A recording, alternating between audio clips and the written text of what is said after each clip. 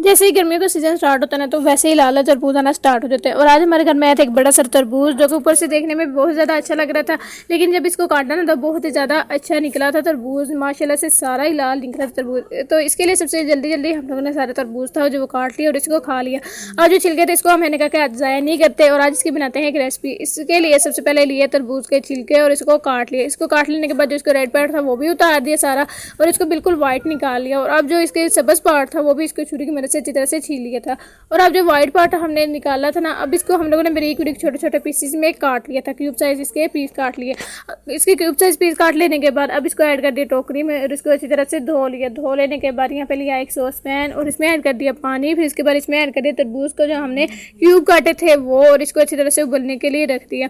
इतनी देर के लिए मैंने इसको उबाला था जब तक कि ये इसका कलर बिल्कुल चेंज नहीं हो गया था और ये सॉफ्ट नहीं हो गया था। जब ये सॉफ्ट हो गया फिर इसके बाद यहाँ पे मैंने एक डाली और इसको निकाल लिया सारे पानी में से। इसका जो पहले वाला पानी था वो निकाल लिया। अब दोबारा इस पैन में पानी ऐड कर दिया और इसको थोड़ा सा गर्म होने के लिए रख दिया। यहाँ पे लिया मैंने थोड़ा सा फूड कलर, अब इसमें ऐड कर दिया थोड़ा सा गर्म पानी और इसको अच्छी तरह से मिक्स करके रख दिया।